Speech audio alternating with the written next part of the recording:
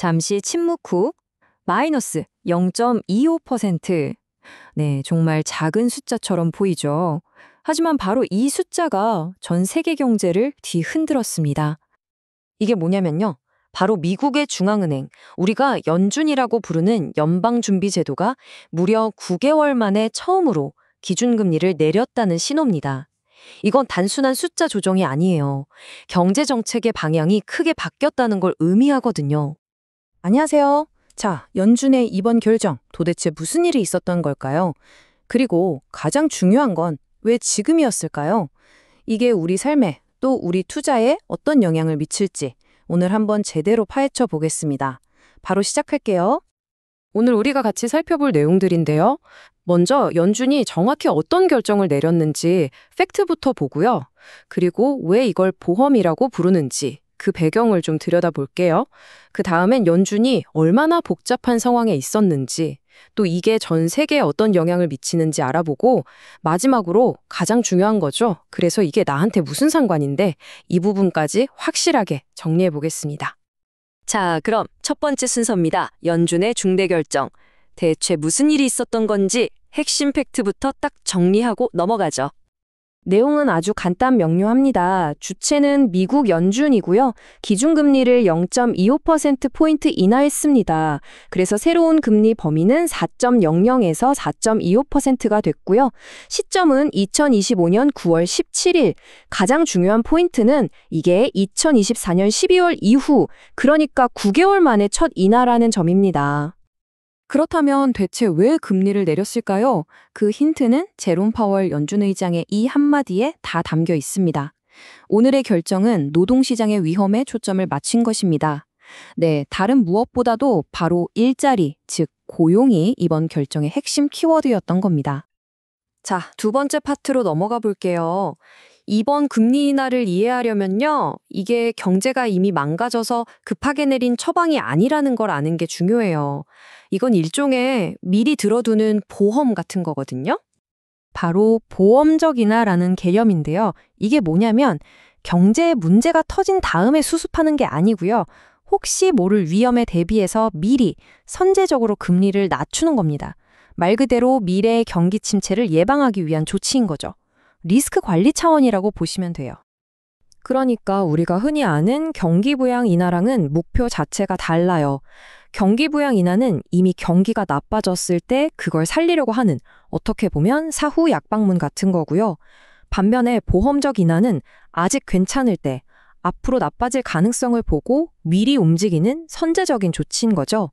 그리고 연준이 이번에 선택한 카드가 바로 이 보험적 인하였던 겁니다. 하지만 이 결정이 그렇게 간단하지만은 않았습니다. 당시 연준 앞에는요, 서로 완전히 다른 말을 하는 경제 지표들이 놓여 있었거든요. 정말 아슬아슬한 줄타기를 해야 하는 상황이었죠. 자, 바로 이겁니다. 연준의 핵심 딜레마. 계속 오르는 물가를 잡는 게 먼저일까요? 아니면 흔들리는 일자리를 지키는 게 먼저일까요? 연준의 가장 중요한 두 가지 임무, 물가 안정과 고용 극대화가 정면으로 충돌하고 있었던 거죠. 당시 상황을 좀 보면요, 왜 고민이 깊었는지 바로 이해가 됩니다. 금리를 내려야 한다고 주장하는 쪽을 보면 일자리 증가세가 둔화되고 있었고 실업률도 살짝 오르고 있었어요. 고용시장에 뭔가 찬바람이 부는 신호가 보였죠.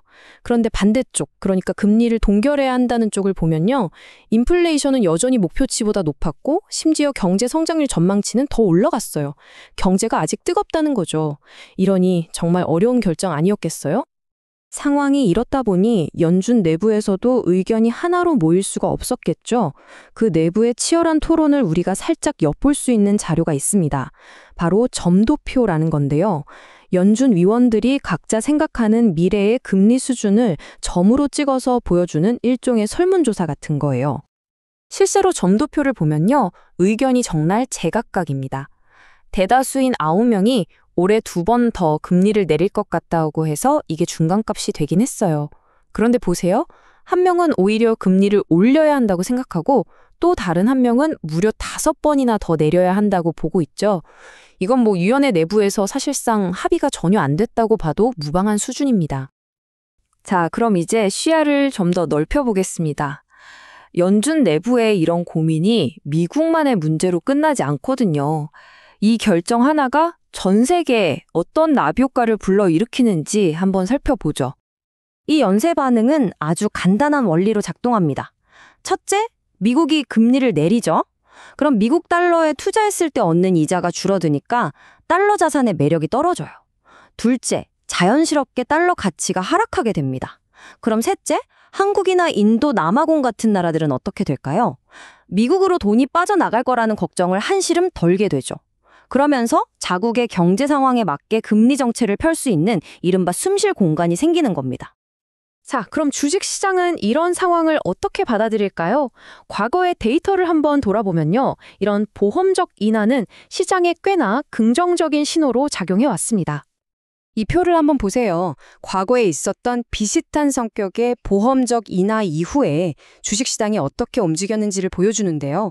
나스닥은 평균적으로 11.5%, S&P 500은 9.9%, 다우존스도 9.7% 상승했습니다. 물론 과거가 미래를 보장하는 건 아니지만 역사는 분명히 시장이 이런 움직임을 좋아했다는 걸 보여주죠. 자, 이제 마지막이자 아마 가장 궁금해하실 부분일 텐데요. 그래서 이런 거시경제의 큰 흐름이 월스트리트를 넘어서 내 지갑에는, 우리 회사에는 대체 어떤 영향을 미치는 걸까요? 한번 정리해 보겠습니다. 먼저 투자자분들이라면요.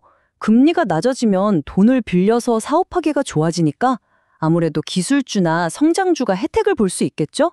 포트폴리오 조정을 한번 고민해 볼 수 있고요. 또 달러가 약세로 갈 수 있으니 이 부분도 체크해야 합니다. 그리고 가장 중요한 건 이런 소식은 이미 시장 가격에 상당 부분 반영됐을 가능성이 높다는 거. 그러니까 너무 성급하게 움직이기보다는 장기적인 관점을 유지하는 게 현명합니다. 사업을 하시는 분들이라면 아무래도 자금 조달 비용이 줄어드니까 이걸 기회로 새로운 투자 계획을 검토해 볼 수 있겠죠. 동시에 시장의 수요가 어떻게 변하는지 면밀히 살펴봐야 하고요.